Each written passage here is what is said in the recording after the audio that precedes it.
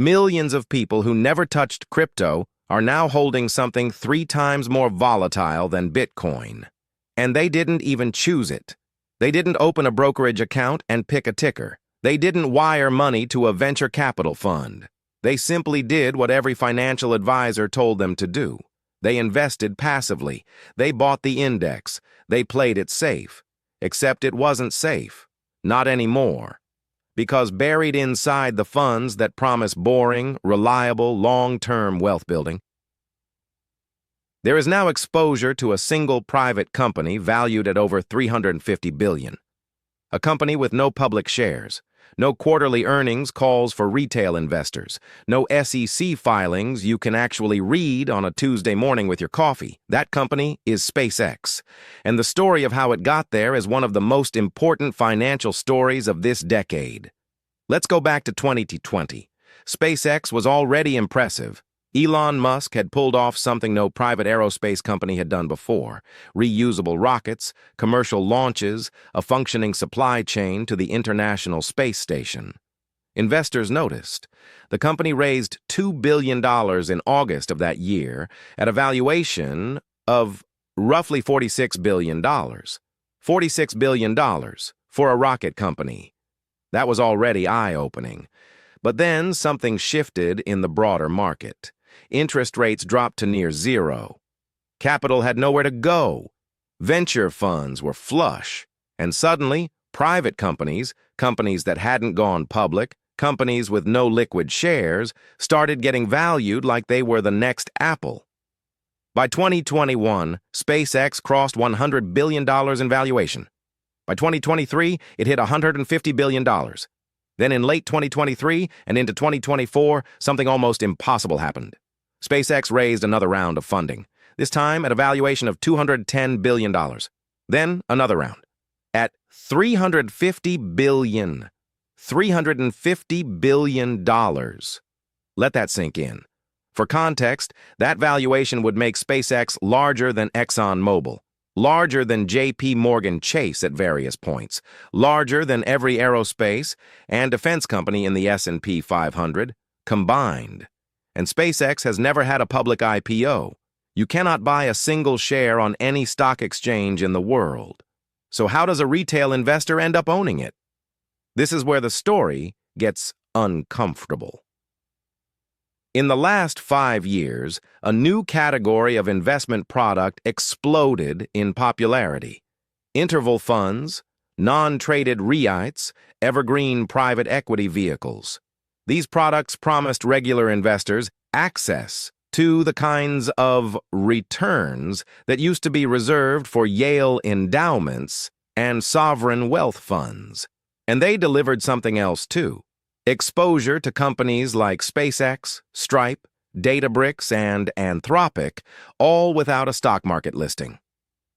Funds like the ARK Venture Fund started holding SpaceX shares acquired in secondary markets. Platforms like Destiny Tech 100, a closed-end fund that trades publicly, began packaging private tech giants into a single ticker that anyone with a Robinhood account could buy. At one point in early 2024, Destiny Tech 100 traded at a premium of over 1,000% to its stated net asset value. Not 10%, not 50%, 1,000%. People were paying $11 to own $1 of assets, because the name SpaceX was on the label. But here's where passive investors, people who thought they were totally removed from this kind of speculation, got pulled in. Some target date funds and institutional allocators began adding small sleeves of private market exposure. Pension funds, which millions of Americans are enrolled in automatically through their employers, have been quietly increasing allocations to private equity vehicles that include SpaceX as a top holding. Fidelity itself acquired shares of SpaceX in 2023 through its own internal accounts and funds. The line between public and private markets, a line and that used to be very clear, started to dissolve. And then there's the volatility problem. SpaceX shares don't trade on an exchange. But in the secondary market, platforms where early employees and early investors can sell restricted shares, The price swings are extraordinary. Between 2022 and 2024, secondary market prices for SpaceX shares fluctuated by more than 60% within single 12-month windows. When interest rates rose in 2022, valuations of private tech companies collapsed. SpaceX wasn't immune. Its secondary market price dropped sharply before recovering. Researchers who've tracked private market volatility have found that when you account for infrequent pricing, the fact that private assets are only officially valued a few times a year, the real, underlying volatility of assets like SpaceX is dramatically understated on paper. Once you adjust for that, some models put the true volatility of top private tech holdings at 2 to 3 times that of Bitcoin over equivalent time periods. 3 times more volatile than Bitcoin. Hidden inside funds that carry names with words like stability, income, and growth. Bitcoin, for all its chaos, at least shows you the chaos. Every minute, on every screen. You watch it drop 30% and you feel it. You make a decision. You stay or you go. SpaceX doesn't give you that. The valuation gets updated quarterly, at best. The number looks calm. The number looks like progress. Right up until it doesn't. And that's the revelation. The financial industry has spent 30 years telling retail investors that private assets are less risky because they're less volatile. But that argument confuses measurement with reality. A thing does not become stable simply because you stop measuring it often. The risk is still there. It's just invisible. SpaceX could be worth every dollar of that $350 billion valuation.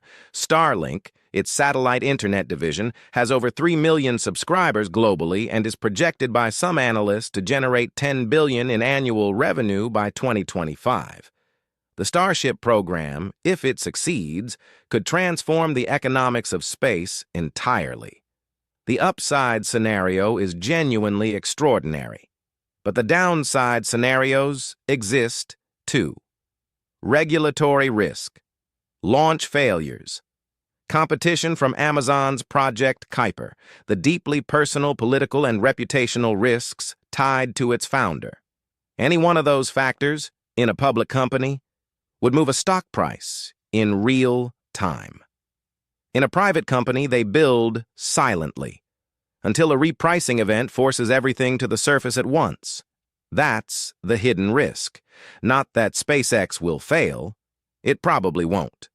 The hidden risk is that millions of people are carrying valuation exposure they never consented to, cannot easily exit, and cannot accurately measure. So what do you actually do with this information? First, audit your exposure.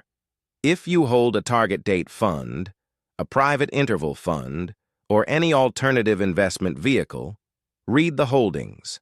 Actually read them.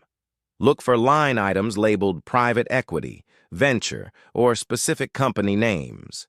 Many fund providers now list top 10 holdings on their websites. This takes 20 minutes, and most people have never done it. Second, understand the liquidity terms.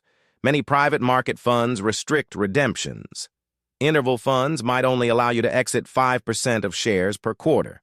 If a repricing event happens and you want out, you may not be able to get out, at least not quickly and not at the price you saw last quarter. Third, if you want private market exposure and there's a legitimate argument for it, consider doing it intentionally with eyes open.